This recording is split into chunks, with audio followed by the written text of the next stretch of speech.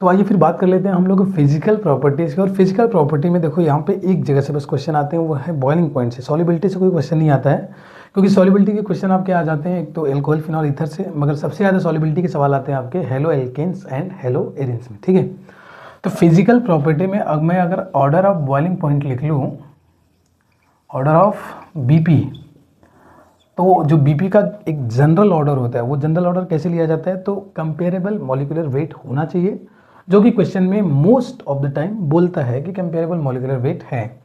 तो सबसे ज़्यादा आपको जो बीपी देखनी है वो किसकी देखनी है, कार्बोक्सिलिक एसिड की, because of strong hydrogen bonding, carboxylic acid. इसके बाद आपका आ जाएगा, कार्बोक्सिलिक एसिड के बाद आ जाएगा एल्कोहल, इसके बाद आ जाएगा आपका एल्डिहाइड, देन क्या आ सकता है, देन आ सकता है आपका कीटोन, देन क्या आ जाएगा, देन आ जाएगा आपका ईथर, इसके बाद आपके क्या आ जाएंगे, अल्काइल हैलाइड या हेलो एल्केन, तब आपका क्या आएगा, हाइड्रोकार्बन। ठीक है, हाइड्रोकार्बन। तो ये ऑर्डर लेके चलना। वैसे भी इतना नहीं पूछता है, जनरली क्वेश्चन क्या करता है, कार्बोक्सिलिक एसिड और एल्कोहल और एल्डिहाइड, इन्हीं तीन को मर्ज करके क्वेश्चन पूछना होता है, तो पूछता है। जैसे पीडीएफ के अंदर 19 का सी क्वेश्चन पूछा है कि इनको बीपी के इंक्रीजिंग ऑर्डर में अरेंज करना है। ठीक है, तो अगर मैं सबसे मैक्सिमम बीपी पूछूँ तो आप किसकी बताएंगे, बेंजोइक एसिड की बताएंगे। कई रीजन है, एक तो रीजन है कि कार्बोक्सिलिक एसिड है, दूसरा रीजन है कि बेंजीन में 6 कार्बन है, मतलब मोलिकुलर वेट काफ़ी ज़्यादा है, साइज बड़ा है। ठीक है, इसके बाद ये इथेनोइक एसिड या इथेनॉल है, तो एल्कोहल और कार्बोक्सिलिक एसिड में कार्बोक्सिलिक एसिड का ऑर्डर ज़्यादा होता है, तो इसलिए सबसे लीस्ट बीपी किसकी हो जाएगी, इथेनॉल की हो जाएगी, फिर इथेनोइक एसिड की हो जाएगी, फिर बेंजोइक। तो ये इसी ऑर्डर में लिखा गया है, इंक्रीजिंग ऑर्डर में ही लिखा गया है। तो चलिए नेक्स्ट फिर हम लोग स्टार्ट करते हैं केमिकल प्रॉपर्टीज़। ठीक है, केमिकल रिएक्शन जो मोस्ट इंपॉर्टेंट है, सबसे ज़्यादा आपके प्रीवियस ईयर क्वेश्चन, सबसे ज़्यादा सैम्पल पेपर में क्वेश्चन आप देखेंगे अगर इस चैप्टर से आए होंगे तो वो फिजिकल प्रॉपर्टीज से नहीं, केमिकल प्रॉपर्टीज से होते हैं। ठीक है, ठीक। तो आइए फिर शुरू करते हैं chemical reaction of aldehyde and ketone. अब देखिए, हमें एल्डिहाइड और कीटोन में बेसिकली 4 रिएक्शन पढ़नी है। ठीक है, सबसे फर्स्ट रिएक्शन है nucleophilic addition reaction, and the second is reduction, third is oxidation, and fourth and last is reaction due to alpha hydrogen, जिसमें 2 रिएक्शन हमें पढ़ने हैं, एक तो एल्डोल कंडेंसेशन और दूसरा है कैनिजारो। तो एक तो जब भी आप रिएक्शन को रिवाइज करने जाएं तो आपके दिमाग में जैसे एल्डिहाइड और कीटोन का नाम है तो उस रिएक्शन के 4 क्लास आपको समझ आने चाहिए कि फर्स्ट क्या है, न्यूक्लियोफिलिक एडिशन रिएक्शन, और सेकंड क्या है, सेकंड है हमारा रिडक्शन, थर्ड क्या है, थर्ड है हमारा ऑक्सीडेशन, एंड फोर्थ क्या है, तो फोर्थ है हमारा reaction due to alpha hydrogen. ठीक है, अब इसमें से कहूँ कि इंपॉर्टेंट कौन कौन से रिएक्शन है, तो देखो, तो सबसे मोस्ट इंपॉर्टेंट रिएक्शन जहाँ से ज़्यादातर सवाल आते हैं, जैसे इस चैप्टर से जितने भी टेस्ट आएंगे उसमें से मेजॉरिटी ऑफ द टेस्ट आप देखेंगे आपके ऑक्सीडेशन से आएंगे। कुछ टेस्ट, एक आध टेस्ट वो न्यूक्लियोफिलिक एडिशन रिएक्शन से भी आएंगे, और इसके अलावा अगर आप कन्वर्जन रिएक्शन देखेंगे ज़्यादातर, या फिर जो अल्फ़ाबेट्स टाइप के रिएक्शन होते हैं कि ए बना देन बी बना देन सी बना देन डी बना, तो इस टाइप की रिएक्शन आप देखेंगे, तो majority of the reaction from this chapter comes from the nucleophilic addition reaction. तो कह सकते हैं कि एक बड़ा है, थोड़ा सा लेंदी है ये, और एक बहुत ही ज़्यादा इंपॉर्टेंट पार्ट है हमारा न्यूक्लियोफिलिक एडिशन रिएक्शन। क्या मुश्किल है? मुश्किल बिल्कुल नहीं है। ठीक है, आराम से देखेंगे, इत्मीनान से देखेंगे, शांत मन से देखेंगे तो बड़ी आराम से आपको समझ आएंगी चीज़ें ना। अब यहाँ पे मैं रिकैप ले रहा हूँ न्यूक्लियोफिलिक एडिशन रिएक्शन का, ध्यान रहे मैं कंप्लीट रिएक्शन को एक्सप्लेन नहीं करूँगा इसमें। हाँ, कोशिश करूँगा कि जितनी इंपॉर्टेंट बातें मैं बताऊँ, मैं पूरा रिएक्शन एग्जाम्पल के साथ लिख के नहीं बताने वाला, शॉर्ट में बता रहा हूँ। ठीक है, तो चलिए फिर स्टार्ट करते हैं टाइम पास किए बिना। और अगर न्यूक्लियोफिलिक एडिशन रिएक्शन को देखें तो बेसिकली 3 चीज़ें हमें पढ़नी है, मैकेनिज्म है, रिएक्टिविटी और एग्जाम्पल है, जिसमें सबसे ज़्यादा इंपॉर्टेंट हो जाते हैं आपके लिए क्या, एग्जाम्पल। हाँ, रिएक्टिविटी भी इंपॉर्टेंट है क्योंकि यहाँ से भी क्वेश्चन आए हैं बोर्ड्स के अंदर। ठीक है, तो सबसे पहले अगर मैं इसके मैकेनिज्म की बात करूँ तो 2 स्टेप में रिएक्शन होती है। फर्स्ट स्टेप होता है attack of nucleophile, second step को हम प्रोटोनेशन कहते हैं। प्रोटोनेशन के दौरान सेकेंड स्टेप को हम कह सकते हैं कि जो लास्ट स्टेप होता है ना, जनरली एक बात समझे, कि एक कन्फ्यूजन रहती है, कॉमन कन्फ्यूजन, कि सर हमें पता कैसे चलता है कि स्टेप के नाम कैसे हम दे रहे हैं, ठीक है।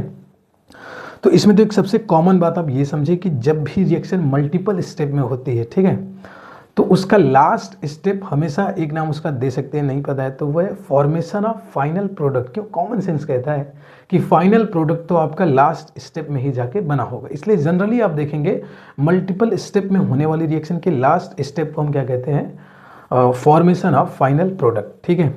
उसके अलावा बाकी स्टेप्स के नाम कैसे पढ़ते हैं, तो हमें देखना ये पड़ता है कि जब भी कोई रिएक्शन करा रहे होते हैं मल्टीपल स्टेप में, तो उसमें हमें बेसिकली ये ध्यान देना रहता है कि जो बेस मॉलिक्यूल है, बेस मॉलिक्यूल क्या है? जिससे रिएक्शन करा रहा है। जैसे बेस मॉलिक्यूल हमारा क्या है?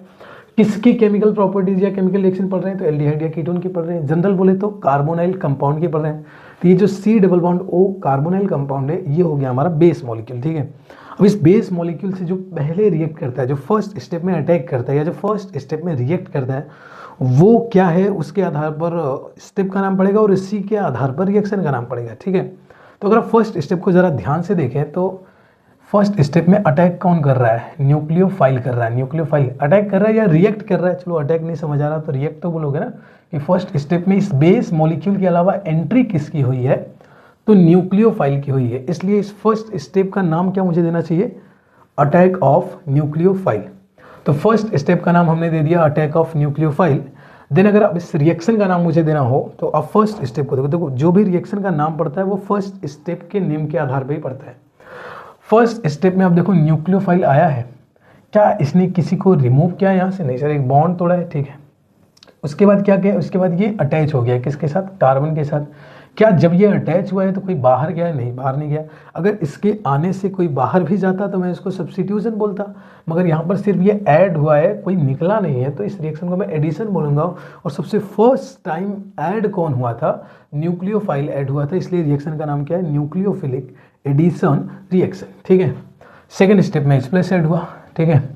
H+ क्या है? तो जिस पर पॉजिटिव चार्ज होता है या जो इलेक्ट्रॉन डेफिशिएंट होते हैं उनको हम इलेक्ट्रोफाइल कहते हैं। तो बेसिकली हम इलेक्ट्रोफिलिक अटैक कह सकते हैं इसको, मगर इस रिएक्शन का नाम इलेक्ट्रोफिलिक इसलिए नहीं दे सकते क्योंकि नाम हमेशा फर्स्ट स्टेप के आधार पर पड़ता है रिएक्शन का, ठीक है। सेकेंड स्टेप में क्या हुआ? प्रोटोनेशन हुआ है। कैसे हुआ? प्रोटॉन की एंट्री हो रही है ना, H+। अगर किसी स्टेप में H+ या H3O+ दिखाई दे तो उसको प्रोटॉन कहते हैं। H+ क्या होता है? प्रोटॉन होता है। H2O क्या होता है? प्रोटॉन को कैरी करता है, प्रोटॉन कैरियर होता है। तो अगर ये बेस मॉलिक्यूल हो गया, इसके अलावा जो दिखाई दे रहा है वो H+ है या H3O+ है, तो इस स्टेप को हम क्या कहेंगे? प्रोटोनेशन, ठीक है। प्रोटोनेशन कब बोलेंगे? जब H+ आएगा। इसके अलावा इलेक्ट्रोफिलिक अटैक या अटैक ऑफ इलेक्ट्रोफाइल कब बोलेंगे? जब कोई पॉजिटिव चार्ज स्पीसीज अटैक कर रही होती है तो अटैक ऑफ इलेक्ट्रोफाइल बोलते हैं, ठीक है। आई होप थोड़ा बहुत क्लियर हुआ होगा, बाकी फिर भी अगर क्लियर नहीं होता तो आप कमेंट करिएगा, इसके लिए हम अलग से सेपरेट लेक्चर बनाएंगे, ठीक है। हाँ, रिएक्टिविटी की बात कर लो तो aldehyde is more reactive than ketone होता है। इसके दो रीजन होते हैं, because there are two reasons. First is electronic reason and second is steric reason. Electronic reason की बात करें तो स्टेटमेंट क्या लिखना है? Keyword carbon of aldehyde is more electrophilic than ketone. Electrophilic का मतलब होता है कि एल्डिहाइड के कार्बन पर मोर पॉजिटिव चार्ज होता है। सर ऐसा क्यों होता है? तो एल्डिहाइड में अगर आप देखें, इधर देखें जरा, एल्डिहाइड में एक तरफ R होगा, एक तरफ H होगा। अब ये बॉन्ड टूटता है, इधर माइनस इधर प्लस आता है। जो R होता है वो EDG होता है, तो इलेक्ट्रॉन दे के माइनस प्लस चार्ज को घटाएगा। अब अगर ये कीटोन होता तो दोनों तरफ से मिलता और ज़्यादा घटता, और कार्बन का पॉजिटिव चार्ज अगर कम हो जाएगा, कार्बन का पॉजिटिव चार्ज अगर कम हो जाएगा तो न्यूक्लियोफाइल इसकी तरफ उतना अट्रैक्ट नहीं होगा, ठीक है। तो जनरली हम बोल सकते हैं कि अगर कार्बन की इलेक्ट्रोफिलिसिटी की मीनिंग क्या होती है? द पॉजिटिव चार्ज या the virtual positive charge present on the carbon. तो कार्बन की इलेक्ट्रोफिलिसिटी अगर कम होगी तो न्यूक्लियोफाइल उसकी तरफ अट्रैक्ट नहीं होगा, या कम होगा तो उस केस में उसकी रिएक्टिविटी क्या हो जाएगी सर? कम हो जाएगी, ठीक है। तो कह सकते हैं कि एल्डिहाइड के केस में जो कार्बन होता है वो मोर इलेक्ट्रोफिलिक होता है एज कम्पेयर टू कीटोन। बाकी आप भीड़ की भी देखें तो स्टीरिक हिंड्रेंस आपको कीटोन पे ज़्यादा दिखाई देगा, कार्बन पे कम दिखाई देंगे। तो स्टीरिक रीजन हो जाता है carbon of aldehyde is less sterically hindered, ठीक है। तो आई होप आपको ये दोनों टॉपिक समझ आए होंगे। अब मैं इसको इरेज कर रहा हूँ ताकि बाकी चीज़ें समझाने के लिए मुझे स्पेस मिल जाए, ठीक है। तो स्टीरिक रीजन ये सब हटा देते हैं हम लोग, रिएक्टिविटी वगैरह। अब नेक्स्ट आ जाता है हमारा एग्जाम्पल, सबसे मोस्ट इंपॉर्टेंट पार्ट इसका, ठीक है। फर्स्ट एग्जाम्पल है एडिशन ऑफ HCl। अब मैं टू द पॉइंट बात कर रहा हूँ। HCl को ऐड करेंगे तो C डबल बॉन्ड O जो है वो OH और CN में कन्वर्ट हो जाएगा, ये कन्वर्ट हो जाएगा COH या CN के अंदर। नाम क्या बोलेंगे सर इसका? Cyanohydrin. Addition of sodium bisulphide, sodium bisulphide इसको ऐड करेंगे तो यहाँ पर इक्विलिब्रियम अचीव होती है। एल्डिहाइड के केस में इक्विलिब्रियम राइट साइड की तरफ शिफ्ट होती है ज़्यादातर, और कीटोन के केस में लेफ्ट साइड में होती है। अब राइट साइड वाले की कुछ और प्रॉपर्टी है कि ये सॉल्युबल इन वाटर होती है, और साथ ही साथ इसको अगर रिएक्ट करा दे किसके साथ? एल्कली के साथ या फिर मिनरल एसिड के साथ, तो ये तुरंत ओरिजिनल कंपाउंड बना देगी। इसलिए ये जो रिएक्शन होता है ये यूज किया जाता है क्या करने के लिए? In the separation of aldehyde and ketone. ठीक है, एल्डिहाइड और कीटोन के मिक्सचर को सेपरेट करने के लिए यूज़ होता है। कैसे होता है सर? मान लो हमारे पास A प्लस B का एक मिक्सचर है, जिसमें से एक एल्डिहाइड है और दूसरा क्या है? कीटोन है। ठीक है, तो हम इसकी रिएक्शन सर किससे कराएंगे? इसकी रिएक्शन कराएंगे NaHSO3 से। करा दिया सर। क्या बनेगा सर? C बनेगा और ये D बनेगा, इस तरीके से C या D बनेगा। सर अभी तो मुझे नहीं पता है कि A और B में एल्डिहाइड कौन है और कीटोन कौन है, तो मैं ये भी नहीं बता सकता कि C वाला एल्डिहाइड से बना है या D वाला एल्डिहाइड से बना है। ठीक है, मगर मैं बता सकता हूँ। कैसे बता सकता हूँ? इन दोनों में से कोई एक वाटर में क्या होगा? सॉल्युबल होगा। जैसे ये वाला मान लो क्या है? वाटर सॉल्युबल है। अब अगर ये वाटर सॉल्युबल है, इसका मतलब ये क्या है? ये एल्डिहाइड है। अच्छा, अगर ये एल्डिहाइड है तो इसका मतलब अगर इसकी रिएक्शन में किससे करा दो? एसिड से करा दो, मिनरल एसिड से करा दो या अल्कली से करा दो, तो ये फाइनली क्या बना लेगा? एल्डिहाइड। तो अगर ये एल्डिहाइड और कीटोन का मिक्सचर है तो इस तरीके से इसमें से एल्डिहाइड को हम क्या कर लेंगे? बाहर कर लेंगे, और जो बचा है वो क्या बचा है? कीटोन बचा है। तो एल्डिहाइड और कीटोन को मिक्सर को इस तरीके से हम क्या कर सकते हैं? सेपरेट कर सकते हैं। इसलिए ये वाली जो टेक्निक होती है वो यूज होती है in the separation of aldehyde and ketone. ठीक है, अब नेक्स्ट हमारा है एडिशन ऑफ ग्रिग्नार्ड रिएजेंट, जो हमने प्रीवियस चैप्टर में ही डिस्कस कर लिया था। ठीक है, तो आइए देखते हैं ग्रिग्नार्ड रिएजेंट की अगर रिएक्शन कराते हैं तो फोकस आपको ये करना है कि C डबल बॉन्ड O जो है ये कन्वर्ट हो जाएगा C के साथ एक ग्रिग्नार्ड रिएजेंट वाला R, और डबल बॉन्ड O कन्वर्ट हो जाएगा OH में। ठीक है, अच्छा आपको पता है कि ये रिएक्शन एक स्टेप में नहीं होती है। फर्स्ट स्टेप ये कराते हैं और सेकंड स्टेप में यहाँ क्या कराना पड़ता है? इसका H3O plus, that is hydrolysis. ठीक है, नेक्स्ट एडिशन ऑफ एल्कोहल की बात करें तो एडिशन ऑफ एल्कोहल से क्या होता है कि ये ROH का R अगर इस पर अटैक करता है तो बेसिकली ये बॉन्ड टूट रहे हैं, ये बॉन्ड टूट जाएगा, और ROH का आप दोनों में से कोई सा भी बॉन्ड तोड़ सकते हो ना। इधर दिखा दे, इधर अगर कंफ्यूज हो रहा है तो इधर दिखा दे। ROH है, ऐसे होगा ROH। अब जो मर्जी वो बॉन्ड तोड़ लीजिए, आपका काम हो जाना है दोनों के। इसमें अगर इसको मैंने ऐसे तोड़ा तो यहाँ पर जाएगा माइनस, यहाँ पर जाएगा प्लस। अब कहोगे सर ये वाला बॉन्ड तोड़ दीजिए, तो इधर आएगा प्लस, इधर आएगा माइनस, तो ये वो कार्बन से जाकर जुड़ जाएगा, OR लग जाएगा, OH बन जाएगा। अब कहोगे सर हम ये वाला नहीं, ये वाला बॉन्ड तोड़ने को कह रहे हैं, तब क्या बोलोगे? तो यहाँ आएगा प्लस, यहाँ आएगा माइनस, माइनस कार्बन से OH लग जाएगा, ये R इससे जुड़ जाएगा, तो फिर से सेम बनेगा। तो जो प्रोडक्ट बनता है वो C से OR और OH लग जाता है, इसको हम बोलते हैं हेमी एसिटल, और दोबारा अल्कोहल की रिएक्शन कराते हैं तो दोनों OR हो जाते हैं, इसको एसिटल कहते हैं। इसके अलावा एक एग्जाम्पल, एक इंपॉर्टेंट केस ये हो जाता है कि अगर इथाइलिन ग्लाइकॉल की रिएक्शन कराए, इसका नाम क्या है सर? इथाइलिन ग्लाइकॉल है। इथाइलिन ग्लाइकॉल की रिएक्शन अगर कराते हैं तो इस तरीके से एक एसिटल बनता है, जिसको एसिटल ना बोल करके हम क्या बोलते हैं? कीटल बोलते हैं। तो ये वाला केस याद रखिएगा ना, इंपॉर्टेंट है, कीटल। इसके अलावा लास्ट और सबसे ज़्यादा मोस्ट फेमस कह सकते हैं ना, इंपॉर्टेंट तो सारे ही है मगर सबसे ज़्यादा फेमस और कहें तो सबसे ज़्यादा परेशान करने वाला है जी एडिशन ऑफ NH2Z। इसको क्या कहते हैं? Addition of ammonia and its derivative. ठीक है, अब addition of ammonia and its derivative की बात करें तो इसकी रिएक्शन कैसे करानी, पहले आप ये समझ लें, फिर एग्जाम्पल पे बात कर लेता हूँ। ठीक है, जो भी आपको डेरिवेटिव या अमोनिया का जो भी फॉर्मूला आपको दिया जाएगा, ठीक है, कोई तो कंपाउंड आपको दिया जाएगा ना, एक तो कंपाउंड का नाम कैसे याद करना है, कौन कौन से कंपाउंड है वो सब याद करा देंगे, बता देंगे, याद हो जाएगा बड़ी आराम से। पहले रिएक्शन को देख ले, जो भी रिएजेंट होगा उसको हम इस फॉर्मेट में लिख देंगे। सर क्या करेंगे सर? इस फॉर्मेट में लिख देंगे। ठीक, चलो समझ गए। सबसे पहला काम हमारा होगा, जो भी रिएजेंट हमें दिया जाएगा उसको इस फॉर्मेट में लिखूंगा सर। रिएजेंट मैं याद कराऊंगा, ये फॉर्मेट बनाना भी मैं सिखाऊंगा, बस आपको ये ध्यान रखना है कि इस फॉर्मेट में बनाना है उसको। ठीक है, कैसे बनाना सिखाएंगे हम। उसके बाद क्या करना है, इधर वाला O और इधर वाला H2 मिला के बाहर क्या निकाल देना है सर? H2O बाहर निकाल देना है सर। कर लेंगे सर, H2 निकाल देंगे, C डबल बॉन्ड N फिर Z, C double bond N फिर Z, फिर से जो भी आपको अमोनिया और उसके डेरिवेटिव का फॉर्मूला या रिएजेंट दिया जाएगा उसको पहले किस फॉर्मेट में लिखेंगे? इस फॉर्मेट में लिखेंगे। ठीक है, उसके बाद यहाँ से डबल बॉन्ड O और यहाँ से H2, दैट इज H2O, यानी वाटर को बाहर कर देंगे, C डबल बॉन्ड N और Z बना देंगे। ठीक है, ठीक है। चलिए अब रिएजेंट याद करा देते हैं, कौन कौन से रिएजेंट हैं। फर्स्ट रिएजेंट जो आता है इसमें एग्जाम्पल में, वो सबसे फर्स्ट एग्जाम्पल आता है, वो आता है अमोनिया। ठीक है, अभी मैं नाम लिख रहा हूँ, फिर मैं फॉर्मूला लिखना भी बताऊँगा। सर अमोनिया का फॉर्मूला तो लिख ही लेंगे, ठीक है। इसके बाद है अमाइन, अमाइन की रिएक्शन करानी है। फिर आपका है हाइड्रोक्सिल अमाइन, हाइड्रोक्सिल अमाइन। फिर आपका है हाइड्राजीन, हाइड्राजीन, और फिर इसी के डेरिवेटिव हैं। हाइड्राजीन के बाद है आपका फिनाइल हाइड्राजीन, फिनाइल हाइड्राजीन, और फिर है आपका 2,4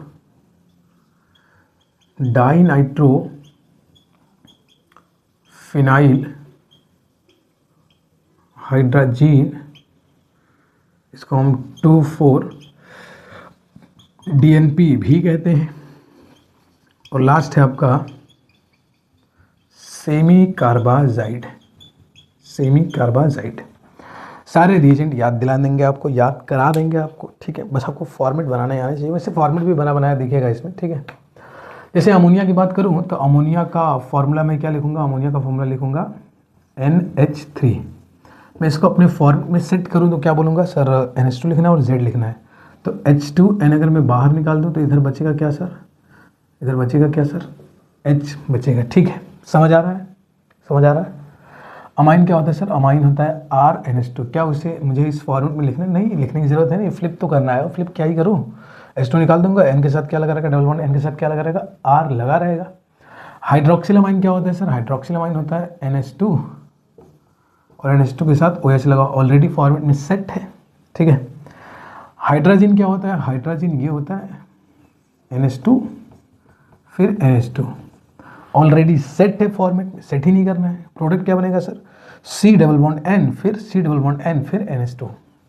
फिनाइल हाइड्रोजन क्या होता है, फिनाइल हाइड्रोजन क्या होता है, इन दोनों में से कोई एक पकड़ लो। मैं लेफ्ट वाले को होल्ड कर देता हूँ, फिक्स कर देता हूँ। जो भी छेड़छाड़ करूँगा वो राइट वाले के साथ करूँगा। छेड़छाड़ क्या करेंगे सर, एक H को रिप्लेस करते जाएंगे, किससे, जिससे कहोगे आप। ठीक है, जैसे फिनाइल हाइड्रोजन तो फिनाइल से रिप्लेस करूँगा, एक H को किसके, इधर वाले को, इधर वाले को तो मैं फिक्स कर दिया। तो H2N NH, और फिनाइल मतलब क्या होता है, फिनाइल मतलब होता है बेंजीन।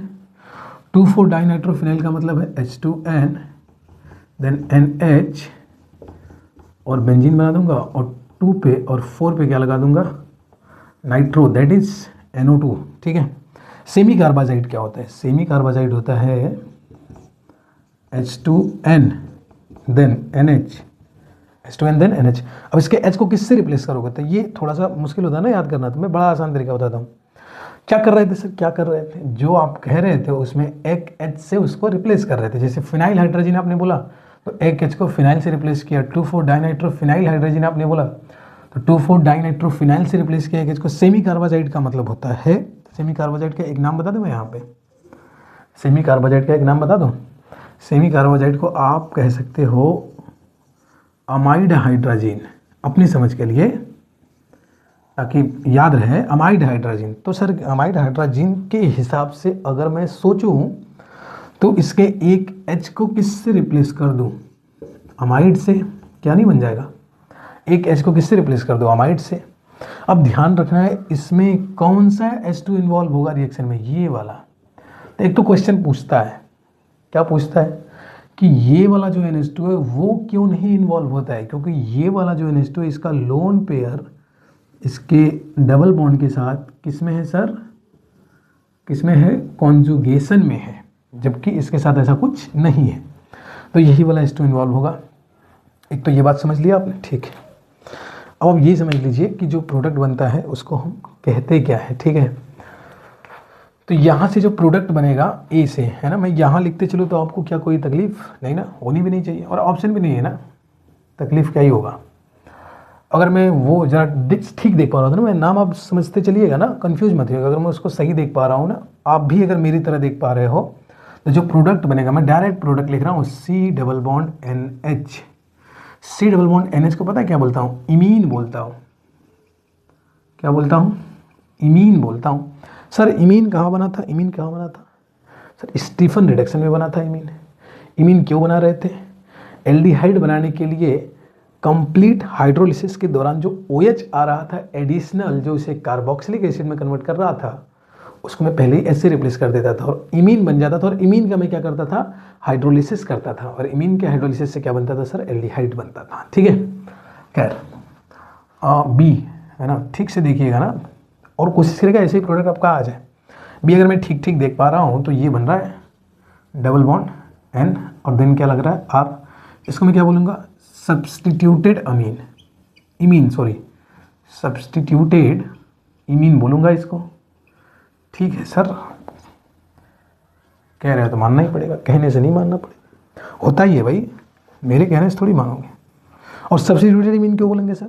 इमीन ही तो है जिसमें से H को सब्सटीट्यूट कर दिया गया है R से। इमीन में से H को सब्सटीट्यूट कर दिया गया है R से, इसलिए मैं इसको क्या बोल रहा हूँ? Substituted imine. ठीक है, सी को देखिए। सी अगर मैं ठीक ठीक देख पा रहा हूँ तो जो प्रोडक्ट बनेगा वो C डबल बॉन्ड N और फिर OH।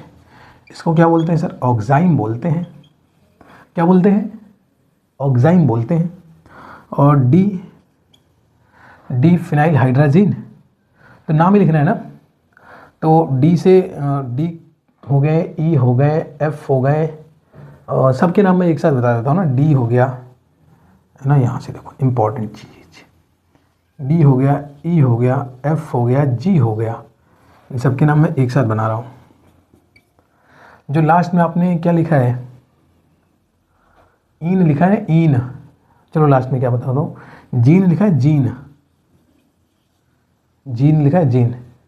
सर जीन लिखा है, इधर भी जीन लिखा है, इधर भी जीन लिखा है, इधर भी जीन लिखा है। सर यहाँ जाइड लिखा है तो इसको जाइड को भी लिख लेता हूँ मैं, क्या दिक्कत है? बाकी उधर का जो है उसको वैसा ही रहने दीजिएगा। ठीक है, जीन और जाइड दोनों को ही आपको कन्वर्ट कर देना है किसमें? जोन में, है ना। दिखाई दे रहा है कि नहीं दिखाई दे रहा? चलो चलो, क्या मैंने प्रोडक्ट का नाम भी लिखना सिखा दिया सर? कैसे कैसे कैसे? फर्स्ट वाले प्रोडक्ट क्या बनेगा सर? अमीन बनेगा, अमीन सॉरी अमीन नहीं, इमीन बनेगा, सब्सटीट्यूटेड इमीन, ऑक्साइम। इसके बाद ये करना है कि जितने भी जीन और जाइड है, ZENE और ZIDE, इन दोनों को कन्वर्ट कर देना है जोन में, ZONE। बाकी पीछे जो नाम लिखा है वही नाम रिपीट होगा। मतलब इससे प्रोडक्ट क्या बनेगा सर? हाइड्रोजोन बनेगा। इससे क्या बनेगा सर? फिनाइल हाइड्रोजन बनेगा। इससे क्या मतलब? 2,4 डाइनाइट्रोफिनाइल हाइड्रोजन बनेगा। इससे क्या मतलब? सेमी कार्बाजोन बनेगा। क्या ये बात आपको समझ आई? तो मैं ये मान सकता हूँ कि अब आपको न्यूक्लियोफिलिक एडिशन रिएक्शन का कॉन्सेप्ट क्लियर हो जाना चाहिए। अब नेक्स्ट टॉपिक में हम लोग डिस्कस करते हैं अगला रिएक्शन, दैट इज ऑक्सीडेशन। ठीक है, चलिए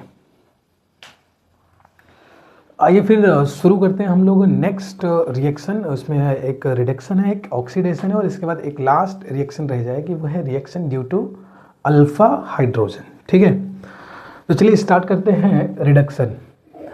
अब देखो, जो एल्डिहाइड हो या कीटोन हो, जनरली वो कार्बोनाइल कंपाउंड है, तो उनको मैं इस फॉर्मेट में लिखता हूँ और लिखते आ रहा हूँ इससे पहले से।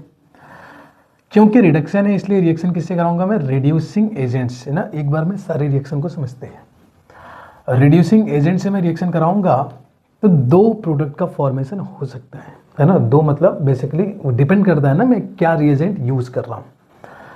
तो एक तो ये जो बॉन्ड है ना, जरा ध्यान से देखेंगे ना तो आपको बड़ी आराम से समझ आएगी चीज़ें, और मुश्किल भी नहीं लगेगा। फिर आपको समझ आएगा नहीं ऐसा क्यों होता था कि ये रिएजेंट लेते थे तो ये बनता था, और वो रिएजेंट लेते थे तो वो ये बनता था। ठीक है, देखो अगर मैं इसके एक बॉन्ड को तोड़ूं, और रिडक्शन का मतलब क्या होता है सर? और रिडक्शन का मतलब होता है addition of hydrogen, addition of hydrogen. ठीक है, तो अगर मैं इसके एक बॉन्ड को तोड़ के इधर भी H और इधर भी H तो क्या ये CHOH बनता नहीं नज़र आ रहा है? सर आ रहा है नज़र। अच्छा ये बताओ, अगर मैं दोनों ही बॉन्ड तोड़ दूँ इसके बाद, मतलब दोनों का मतलब जैसे मैं यहाँ से एक और बॉन्ड तोड़ दूँ ना, मैं यहाँ भी दिखा सकता था, तो फिर से इधर भी H और इधर भी H दूंगा तो ये CH2 नहीं बन जाएगा और H2O बाहर नहीं हो जाएगा? सर बन जाएगा CH2। तो ज़रा एक बात बताना, रिडक्शन का मतलब क्या है? Addition of hydrogen. जिस हाइड्रोजन को बेस मॉलिक्यूल में ऐड करके उसे रिड्यूस किया जाता है, वो हाइड्रोजन जो प्रोवाइड करते हैं उन्हें ही हम क्या बोलते हैं सर? रिड्यूसिंग एजेंट बोलते हैं। क्या बोला मैंने? फिर से समझो। रिडक्शन का मतलब क्या होता है? Addition of hydrogen, addition of hydrogen. अब हाइड्रोजन अगर ऐड करना है किसी मॉलिक्यूल में तो होना भी तो चाहिए। तो हाइड्रोजन को जो प्रोड्यूस करेंगे, जो हाइड्रोजन देंगे ऐड करने के लिए उसमें, वही तो कहलाएंगे रिड्यूसिंग एजेंट, क्योंकि उन्होंने हाइड्रोजन दिया तो उसी हाइड्रोजन को ऐड करके हमने गिवन मॉलिक्यूल को रिड्यूस किया। तो जो हाइड्रोजन डोनर है, जो हाइड्रोजन प्रोवाइडर है, उनको मैं क्या कह रहा हूँ? Reducing agent. तो ये बताओ, अगर मैं एक H2 दे रहा हूँ तो एल्कोहल बन रहा है कि नहीं बन रहा है? एक H2 दे रहा हूँ, सिंगल H2 दे रहा हूँ, H2 का मतलब 2H, H2 का मतलब 2H। तो एक H2 से एल्कोहल बन रहा है और 2H2 से क्या बन रहा है सर? और 2H2 से ये एल्केन बन रहा है ना? ये क्या बन रहा है सर? ये एल्केन बन रहा है। और एक H2 से क्या बना था सर? एक H2 से एल्कोहल बना था। अब ज़रा कॉमन सेंस लगाना है तुम्हारे पास, लगा तो है, चलो लगाएं उसको। अगर कोई, हमें दो रिड्यूसिंग एजेंट की बात कर रहा हूँ, एक रिड्यूसिंग एजेंट ए है और दूसरा रिड्यूसिंग एजेंट बी है, ठीक है? तो एक ने दिया एक H2 और दूसरे ने दिया 2H2। तो ये बताओ ज़्यादा रिडक्शन कौन करवाएगा? जो एक दे रहा है, जो दो दे रहा है? सर कॉमन सेंस तो कह रहा है जो दो दे रहा है, क्योंकि जो ज़्यादा दे रहा है इसका मतलब ज़्यादा रिडक्शन कराएगा। तो सर स्ट्रॉन्ग रिड्यूसिंग एजेंट किसको बोलूँगा? जो 2H2 दे रहा है। इसका मतलब है कि अगर मैं कार्बोनाइल कंपाउंड को एक माइल्ड रिड्यूसिंग एजेंट से रिड्यूस करवाता हूँ, क्या बोला मैंने? अगर मैं कार्बोनाइल कंपाउंड को एक माइल्ड रिड्यूसिंग एजेंट से रिड्यूस करवाता हूँ तो प्रोडक्ट क्या बनेगा? एल्कोहल बनेगा। और एक स्ट्रॉन्ग रिड्यूसिंग एजेंट से रिड्यूस करवाता हूँ तब प्रोडक्ट क्या बनेगा? तब प्रोडक्ट एल्केन बनेगा, ठीक है? तो यही बात है। अगर आप रिड्यूसिंग एजेंट NaBH4 या H2 विथ मेटल रखते हैं, NaBH4 या H2 विथ मेटल रखते हैं तो एल्कोहल बनता है। अब आपको पता है कि एल्डिहाइड भी हो सकता है, कीटोन भी हो सकता है। तो आपने प्रीवियस ईयर चैप्टर में ये तो पढ़ा ही होगा कि NaBH4 कीटोन के लिए यूज़ करते थे, क्या एल्डिहाइड के लिए नहीं यूज़ कर सकते? कर सकते हैं। और H2 मेटल एल्डिहाइड के लिए यूज़ कर सकते हैं, क्या कीटोन के लिए नहीं यूज़ कर सकते? कर सकते हैं, ठीक है? तो ये बेसिकली ये जो रिड्यूसिंग एजेंट लिखे गए हैं ये जनरली माइल्ड रिड्यूसिंग एजेंट कहे जाते हैं। इसलिए जब मैं इनका यूज़ करता हूँ तो कार्बोनाइल कंपाउंड एल्कोहल में कन्वर्ट होता है। अगर यही मैं रिड्यूसिंग एजेंट ये वाले यूज़ करता हूँ, फर्स्ट और सेकेंड वाला केस है ना, फर्स्ट में मैं ऐसे रिएक्शन करा दूँ और सेकेंड में मैं इस तरीके से रिएक्शन करा दूँ, तो यही रिड्यूसिंग एजेंट स्ट्रॉन्ग बन जाते हैं। अब एक चीज़ ज़रा समझना है, H2 with metal, H2 with metal वहाँ भी है, यहाँ भी अगर मेटल में जिंक ले ले तो कहोगे सर सेम सेम तो हो गया। सर सेम कैसे हो गया? सर जिंक जो है HCl से रिएक्ट करके ZnCl2 और प्लस हाइड्रोजन ही तो बनाएगा। सर सेम है। जिंक अकेले जितना एक्टिव होता है उससे कहीं ज़्यादा एक्टिव होता है वो जब वो अमलगम बना के रखता है, ठीक है? तो इसलिए ये वाला जो है स्ट्रॉन्ग रिड्यूसिंग एजेंट बन जाता है और ये वाला भी स्ट्रॉन्ग बन जाता है। तो जब ये वाला यूज़ करोगे या फिर ये वाला यूज़ करोगे तो क्या बनेगा? एल्केन बनेगा, नहीं तो एल्कोहल बनेगा। अब आपको इधर देखो जरा, एक और बात, बड़ी सिंपल बात है। अगर एक तरफ R और एक तरफ H हो तो क्या कहलाएगा? एल्डिहाइड कहलाएगा। तो मतलब एक तरफ R एक तरफ H आएगा तो ये क्या बनेगा सर? RCH2H primary alcohol. और दोनों तरफ R हो जाए तो कीटोन कहलाएगा, दोनों तरफ R हो जाए तो ये 2 डिग्री एल्कोहल बन जाएगा। तो ये बात आप प्रीवियस चैप्टर पढ़े भी होंगे। क्या पढ़े थे सर? कि जो एल्डिहाइड होते हैं वो रिड्यूस होकर प्राइमरी एल्कोहल देते हैं और जो कीटोन होते हैं वो रिड्यूस होकर सेकेंडरी एल्कोहल देते हैं। सही बात है, लग भी रहा है, डाइजेस्ट भी हो रही है चीज़ें, ठीक है? अब एक और बात समझे, बात ये है कि जब रिड्यूसिंग एजेंट एल्केन के लिए रिड्यूस कर रहा होगा तो जब ये वाला रिड्यूसिंग एजेंट यूज़ करते हैं तो इस रिएक्शन का नाम होता है क्लीमेंसन रिडक्शन। क्या नाम होता है सर? क्लीमेंसन रिडक्शन। और जब दूसरा वाला केस ले रहे होते हैं तो इसका नाम होता है Wolff Kishner reduction, Wolff Kishner reduction, ठीक है? तो नाम याद रखिएगा। क्लीमेंसन रिडक्शन क्या है? कार्बोनाइल कंपाउंड को हाइड्रोकार्बन में रिड्यूस करना using HCl with zinc amalgam, ठीक है? उल्फ किस्नर रिडक्शन क्या है? The reduction of carbonyl compound to the hydrocarbon by using the hydrazine and potash भी बोल सकते हैं, पोटेशियम हाइड्रोक्साइड भी बोल सकते हैं, विथ इथाइलिन ग्लाइकॉल, ठीक है? तो ये हो गया हमारा रिडक्शन वाला पार्ट। नेक्स्ट अब हम लोग आगे बढ़ते हैं ऑक्सीडेशन वाले की तरफ। इसको मैं इरेज कर देता हूँ ताकि एरिया मिल जाए मुझे बाकी चीज़ें एक्सप्लेन करने के लिए। चलिए, अगर मैं ऑक्सीडेशन की बात करूँ तो इसमें 3 पार्ट में आपको पढ़ना है, 3 पार्ट में पढ़ेंगे तो बेसिकली चीज़ें आपके लिए थोड़ी सी आसान रहेंगी। फर्स्ट है general fact, Tollen and Fehling test and haloform test. Haloform test में मैंने कुछ लिखा नहीं है, मैं उसको एक्सप्लेन कर दूंगा अभी ना, बड़े आराम से, बहुत ही सिंपल है, ठीक है। और जनरल फैक्ट क्या कहता है? जनरल फैक्ट ये कहता है कि एल्डिहाइड को माइल्ड ऑक्सीडाइजिंग एजेंट और स्ट्रॉन्ग ऑक्सीडाइजिंग एजेंट दोनों से ही आप ऑक्सीडाइज कर सकते हो। अगर एल्डिहाइड होगा तो जो अगर CH होगा ना, आर तो दिखाने मैंने दिखा दिया, बेसिकली एल्डिहाइड का मतलब CH है, तो CHO किस में कन्वर्ट हो जाया करेगा? COOH में कन्वर्ट हो जाया करेगा। जो कीटोन है, कीटोन है ना, क्या बोला मैंने? कीटोन। जो कीटोन है वो माइल्ड ऑक्सीडाइजिंग एजेंट से तो ऑक्सीडाइज होगा ही नहीं, मगर स्ट्रॉन्ग ऑक्सीडाइजिंग एजेंट यूज करते हैं तो मिक्सचर ऑफ कार्बोक्सिलिक एसिड बनाता है। Sir mixture of carboxylic acid कैसे बना देता है? सर ऐसे बना देता है, ये बताया कैसे बना देता है? मिक्सचर ऑफ कार्बोक्सिलिक एसिड ऐसे बना देता है कि जो RC⸻O R आप लेते हो, दोनों R, तो या तो ये बॉन्ड को यहाँ से तोड़ता है या तो ये बॉन्ड को यहाँ से तोड़ता है। ये जो R डैश है ना, इसका अलग कार्बोक्सिलिक एसिड बनाता है और इसका अलग कार्बोक्सिलिक एसिड बनाता है, तो इसलिए मिक्सचर बनता है। और जैसे मैंने यहाँ से तोड़ा वैसे मैं यहाँ से भी तोड़ सकता था। तो इस तरीके से बेसिकली देखा जाए तो मैक्सिमम 4 डिफरेंट कंपाउंड बन सकते हैं। बाकी मैक्सिमम ना, मिनिमम तो 2 भी हो सकते हैं कि मैच हो जाए, आइडेंटिकल हो जाए, ठीक है। समझ आ रही बात कि नहीं? अगर बात नहीं समझ आई तो एक छोटा सा एग्जाम्पल लेके मैं इसको समझा देता हूँ कीटोन का। जैसे मैंने ये लिखा है CH3 CH2 C⸻O CH3। अगर मैं इसको स्ट्रॉन्ग ऑक्सीडाइजिंग एजेंट से ऑक्सीडाइज करूँगा तो क्या क्या प्रोडक्ट बनाऊंगा? अब मैं लिख नहीं रहा हूँ ना, मैं ऐसे कह रहा हूँ कि ये 1 है, ये 2 है, ये 3 है। बस यहाँ पे मैं ये बता रहा हूँ कि इधर वाला जो प्रोडक्ट लिख रहा हूँ वो 2-3 क्लीवेज से लिख रहा हूँ। 2-3 क्लीवेज मतलब 2 और 3 के क्लीवेज से, टूटने से। अब ये वाला बॉन्ड टूटेगा तो ये जो CO इसको COH में कन्वर्ट कर दूंगा मैं, तो क्या बनेगा सर? और CH3 CH2 COOH। इधर एक ही कार्बन बचा है तो इसको COOH में ही कन्वर्ट कर दीजिए, तो प्लस COOH। कार्बन के डंडे पूरे करने के लिए एक H लगा दीजिए इसमें, ठीक है। प्लस अब एक बार 1-2 क्लीवेज से लिख लीजिए। 1-2 क्लीवेज मतलब ये टूटेगा तो क्या बनेगा? CH3, और ये किस में कन्वर्ट हो जाएगा? COH, CH3 COOH, CH3 COOH जो कार्बन बच रहा है, फिर CH3 COOH। तो ये C को 2 बार मैंने लिख दिया। बड़ा ही सिंपल है, बहुत ही सिंपल है, ठीक है। आपको क्या करना है? C⸻O के अगल बगल कार्बन देख लेने, 1 2 3 काउंटिंग कर लेनी, ABC जो आपको अच्छा लगता हो वही काउंटिंग कर लो, ठीक है। इसके बाद क्या करना है? इसके बाद आपको ये करना है कि कोई एक क्लीवेज कर लो, 1-2 क्लीवेज कर लो या 2-3 क्लीवेज कर लो। बाकी जो कार्बन बचा, जो लास्ट कार्बन आपको दिखाई दे रहा है उसी को COH में कन्वर्ट कर दो। एक ही है तो उसी को कर दो, जैसे इसमें एक ही दिख रहा था मैं इसको COH में कन्वर्ट कर दिया। अब कार्बन के डंडे पूरे करने के लिए मैंने H लगा दिया यहाँ पे, इसमें ये वाला कार्बन को COH बना दिया, बाकी सबको ऐसे ही रहने दिया। देखो इसमें जब मैंने यहाँ से क्लीवेज किया तो इस वाले कार्बन को COH बनाया, इसको ऐसे ही रहने दिया, सही है। इस कार्बन को रहने दिया, इसको COH बनाया, तो सेम चीज़ें बन गया, इसलिए मैंने 2 लिख दिया यहाँ पे, ठीक है। तो ये करते हैं, जनरल फैक्ट हो गया ये, ठीक है। अब नेक्स्ट आगे बढ़ते हैं हम लोग, किस पे आते हैं? टॉलन एंड फेलिंग टेस्ट में। टॉलन एंड फेलिंग टेस्ट क्या कहता है कि अगर आप एल्डिहाइड की रिएक्शन टॉलन रिएजेंट क्या है? तो सिल्वर प्लस आयन है। सिल्वर प्लस आयन किसका है? तो सिल्वर प्लस आयन का एक कॉम्प्लेक्स है जिसमें लिगेंड क्या है आपका? अमोनिया। तो इसका नाम क्या बोलोगे सर? इसका नाम मैं बोल सकता हूँ डाई अमोनिया, क्या बोलूँगा? Amine, di amine silver first ion, di amine silver first ion. यहाँ पर कॉपर सेकंड होता है, मतलब कॉपर 2+ आयन होता है।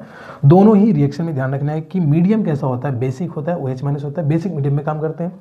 तो सिल्वर के कॉम्प्लेक्स को मैं, सिल्वर प्लस आयन के कॉम्प्लेक्स को या अमोनिया कॉम्प्लेक्स को मैं टॉलन रिएजेंट बोलता हूँ, और इसको मैं क्या बोलता हूँ? फेलिंग सोल्यूशन या फेलिंग रिएजेंट, ठीक है। ये टॉलन रिएजेंट है और ये आपका फेलिंग सोल्यूशन है, ये फेलिंग सोल्यूशन है। एल्डिहाइड अगर टॉलन रिएजेंट से रिएक्ट करेगा तो क्या बनाएगा? कार्बोक्सिलिक एसिड में ऑक्सीडाइज होगा, क्योंकि बेस है तो बेस से रिएक्ट करके सॉल्ट बना लेगा, salt of carboxylic acid, that is carboxylate ion. तो जो CHO है वो COO- में कन्वर्ट हो जाएगा। CHO किस में कन्वर्ट हो जाएगा? COO- में कन्वर्ट हो जाएगा। बाकी जो जैसे लगा उसको रहने दो। बाकी बाई प्रोडक्ट यहाँ इंपॉर्टेंट हो जाते हैं। यहाँ पे सिल्वर प्लस अमोनिया, तो अमोनिया गैस बाहर हो जाती है, सिल्वर मिरर बनता है। मगर आप इसका मतलब है टेस्ट ट्यूब में रिएक्शन कर रहे होते हैं तो टेस्ट ट्यूब के जो बॉटम साइड है उस पर क्या कलेक्ट हो जाता है? सिल्वर कलेक्ट हो जाता है, जिसकी वजह से अगर उसमें देखेंगे तो आपका चेहरा दिखाई देने लगता है। तो इसको सिल्वर मिरर टेस्ट भी कहते हैं। सिल्वर मिरर टेस्ट इसलिए कहते हैं क्योंकि जब आप बीकर में कर रहे हो, बड़े बर्तन में कर रहे हो, तो जब ये रिएक्शन कर रहे होगा तो जैसे ही सिल्वर का फॉर्मेशन होगा आपको तुरंत उसमें अपना चेहरा दिखाई देने लगेगा। जैसे ही चेहरा दिखाई देने लग जाए मतलब समझ जाओ कि रिएक्शन हो गई है, सिल्वर मिरर टेस्ट कह सकते हैं, टॉलेंट टेस्ट कह सकते हैं। फेलिंग टेस्ट में क्या होता है, Cu2O का रेड ब्राउन प्रेसिपिटेट बनता है, और रेड ब्राउन प्रेसिपिटेट बनते ही समझ जाते हैं कि रिएक्शन हो गया और एल्डिहाइड था यहाँ पे। इसके अलावा जो दूसरा फैक्ट है वो ये ध्यान रखना है कि एरोमेटिक एल्डिहाइड हो या फिर कोई सा भी कीटोन हो, कीटोन कोई सा भी हो, एल्डिहाइड एरोमेटिक हो, ये दोनों ही फेलिंग या टॉलेंट टेस्ट नहीं देते हैं, कोई रिएक्शन नहीं देते, मतलब टेस्ट को नेगेटिव देते हैं, जबकि एल्डिहाइड टेस्ट को कैसे देते हैं, पॉजिटिव देते हैं। नेक्स्ट है आपका हेलोफॉर्म टेस्ट। हेलोफॉर्म टेस्ट कौन देता है, तो जितने भी जिसमें भी मिथाइल कीटो ग्रुप होता है, कौन सा ग्रुप होना चाहिए देने के लिए, मिथाइल कीटो। मिथाइल कीटो किसको कहते हैं, CH3 C+O। अगर ये ग्रुप क्या है, प्रेजेंट है, अगर किसी भी कंपाउंड में, वो एल्डिहाइड भी हो सकता है और कीटोन भी हो सकता है, अगर ये ग्रुप प्रेजेंट है तो इसका मतलब है कि वो क्या करेगा, टॉलेंट टेस्ट दे देगा। अब एल्डिहाइड में देखेंगे तो एल्डिहाइड बनाने के लिए इसको H बनाना ही पड़ेगा, तो इकलौता एल्डिहाइड है एसिटल्डिहाइड, इकलौता एल्डिहाइड है एसिटल्डिहाइड जो इस टेस्ट को पॉजिटिव देता है। बाकी कीटोन दे सकते हैं, बहुत ही आराम से दे सकते हैं, ठीक है। खैर नेक्स्ट आगे बढ़े, मिथाइल कीटो देते हैं, बाकी कोई नहीं देता है मिथाइल कीटो के अलावा, मिथाइल कीटो के अलावा और कोई नहीं देता। हाँ, एक और कंपाउंड है मिथाइल कीटो के अलावा, एक और कंपाउंड है जो देता है उस रिएक्शन को। जो क्वेश्चन को डिस्कस करेंगे तो उसी समय उसका नाम भी ले लेंगे और उसी समय मैं उसको एक्सप्लेन भी कर देता हूँ कि वो क्यों देता है ना, जबकि उसे देना नहीं चाहिए फिर भी वो देता है ना, अभी उसको सस्पेंस में रखते हैं थोड़ा। हाँ, तो मिथाइल कीटो होना चाहिए। बाकी बनता क्या है, बनता क्या है आइए समझ लेते हैं, बनता क्या है। और इधर दिखा देते हैं ना इसको, देखो मैंने पहले ही बोल दिया कि क्या होना चाहिए, ये होना चाहिए। इधर क्या है, मैटर ही नहीं करता, इधर क्या है, मैटर ही नहीं करता, ठीक है। इसमें रिएजेंट क्या यूज़ करते हैं, है ना, मैंने रिएजेंट तो लिखा ही नहीं, रिएजेंट क्या यूज़ करते हैं, तो रिएजेंट यूज़ करते हैं X2 विथ NaOH, या तो ये लिखा होगा या फिर इसी को ऐसे लिखते हैं NaOX, सोडियम हाइपोहैलाइड, सोडियम हाइपोहैलाइड, या इसी को इनडायरेक्टली लिखने का तरीका ये है, ठीक है।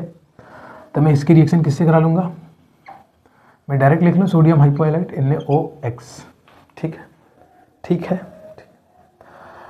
बहुत ही आसान है प्रोडक्ट बनाना। कैसे आसान है, देखो क्या करना है आपको क्या करना है, CH3 को हटा देना है। मिथाइल कीटो था ना, मिथाइल होना जरूरी था, मतलब मिथाइल ही पार्टिसिपेट करेगा रिएक्शन में, मिथाइल को हटा दिया आपने। इसकी जगह पता है क्या लगा देना, ONA लगा देना, बस कुछ नहीं करना, बस इतना ही तो करना था। क्या मुश्किल लग रहा था, मुश्किल लग रहा था, कुछ नहीं, बिल्कुल ही मुश्किल नहीं है भाई। CH3 हटा दो, मिथाइल कीटो होना ही चाहिए, तो ये होना चाहिए, बाकी साइड में क्या छोड़ दो। तो जब भी कंपाउंड आपको ऐसा दिया जाएगा और पूछा जाएगा कि प्रोडक्ट क्या बनेगा, तो सबसे पहले तो आप चेक करोगे कि रिएक्शन दे भी रहा है कि नहीं दे रहा है, और देगा तभी जब C डबल बॉन्ड होकर जस्ट बगल में क्या होगा, CH3 होगा। इधर हो क्या फ़र्क पड़ता है। सर आप कहोगे सर दोनों तरफ हो, तो दोनों तरफ होगा, तो अगर मैं दोनों तरफ देखो लगा भी दूँ, इधर लगा दिया इधर, तो ये आइडेंटिकल बन गया ना। और दोनों तरफ CH3 अगर होगा तो उसका एक ही केस बनेगा ना, वो क्या होगा, वो एसीटेन होगा। तो इधर वाला पकड़ो चाहे इधर वाला पकड़ो, बात देखिए कराओगे तो किसी एक ही से ना, ठीक है। तो चलो फिर से जब भी मुझे हेलोफॉर्म रिएक्शन कराना होगा तो मैं कंपाउंड को इस फॉर्मेट में लिखूंगा, और इस फॉर्मेट में होना ही चाहिए, नहीं होगा तो रिएक्शन देगा ही नहीं, ठीक है। तो इधर क्या है, क्या फ़र्क पड़ता है सर, जो भी रहेगा उससे लगे रहने देंगे, ठीक है। करना क्या है, CH3 हटा देना है, उसकी जगह क्या लिख देना, ONA लिख देना, प्लस CH3 जो हटाया है उससे हेलोफॉर्म बना देना है। CH3 से क्या बना देना, हेलोफॉर्म। CH3 का हेलोफॉर्म क्या बनेगा, CHX3, ठीक है। यही था, क्या मुश्किल था क्या। दो मेन प्रोडक्ट ध्यान रखने हैं, मेजर प्रोडक्ट में दो मेन प्रोडक्ट आपको ध्यान रखने हैं। एक तो क्या बनता है, कार्बोक्सिलेट आयन बनता है, यानी सोडियम कार्बोक्सिलेट बनता है, जो भी रहता है उसका, ठीक है। और प्लस क्या बनता है, हेलोफॉर्म बनता है। इसलिए इस रिएक्शन को मैं क्या बोलता हूँ, हेलोफॉर्म बोलता हूँ। अगर यहाँ पर NaOCl लोगे तो Cl3 आएगा, CH3 को मैं क्लोरोफॉर्म बोलूँगा और रिएक्शन क्लोरोफॉर्म हो जाएगी। मगर सबसे फेमस रिएक्शन जो होती है वो आइडोफॉर्म रिएक्शन फेमस होती है, और आइडोफॉर्म रिएक्शन में जनरली CHI3 बनता है, जो येलो कलर का प्रेसिपिटेट होता है, ठीक है।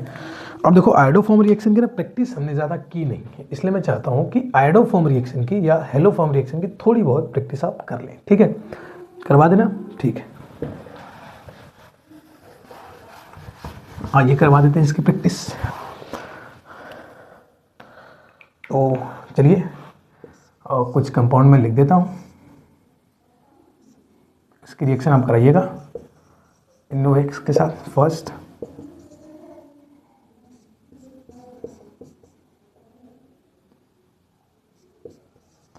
इसकी रिएक्शन कराइएगा NaOX के साथ। और तीसरा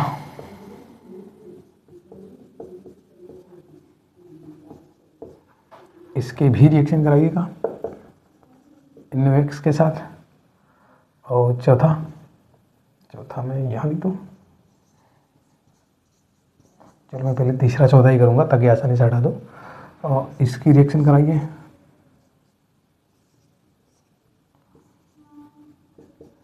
NaOI लिख देता हूँ ना, आयोडो फॉर्म कराना आपका ना, ठीक है। X क्या लिखूँ मैं, I लिख दे रहा हूँ।